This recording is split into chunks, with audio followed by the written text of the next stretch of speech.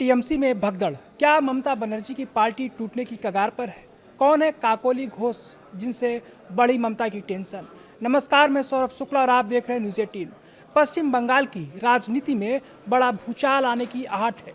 विधानसभा चुनाव में हार के बाद तृणमूल कांग्रेस यानी टीएमसी की मुश्किलें लगातार बढ़ती जा रही हैं। एक तरफ पार्टी के पार्षद इस्तीफा दे रहे हैं तो दूसरी तरफ विधायक और सांसद भी दूरी बनाते नजर आ रहे हैं। अब सवाल उठ रहा है, क्या ममता बनर्जी की पकड़ पार्टी में कमजोर पड़ रही है?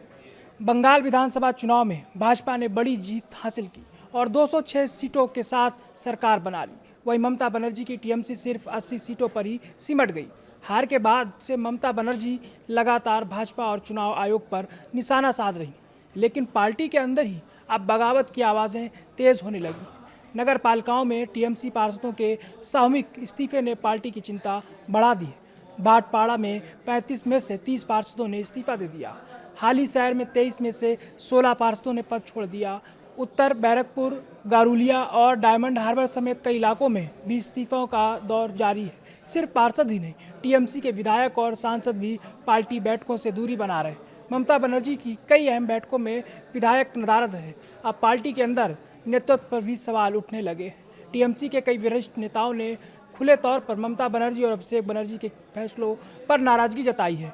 नेताओं का आरोप है कि पार्टी में फैसले बंद कमरों के लिए लिए जाते हैं और जमीनी कार्यकर्ताओं की राय को नज़रअंदाज किया जा रहा है। यही वजह है कि कई नेता अब पार्टी से दूरी बना रहे हैं। लेकिन इस पूरे राजनीतिक संकट के बीच एक नाम सबसे ज़्यादा चर्चा में है, टीएमसी सांसद काकोली घोष दस्तीदार का। आखिर कौन है काकोली घोष और क्यों बढ़ गई है उनकी नाराजगी? काकोली घोष दस्तीदार टीएमसी की 4 बार की सांसद है। हाल ही में ममता बनर्जी ने उन्हें लोकसभा में मुख्य सचेतक पद से हटाकर ये जिम्मेदारी कल्याण बनर्जी को दे दी।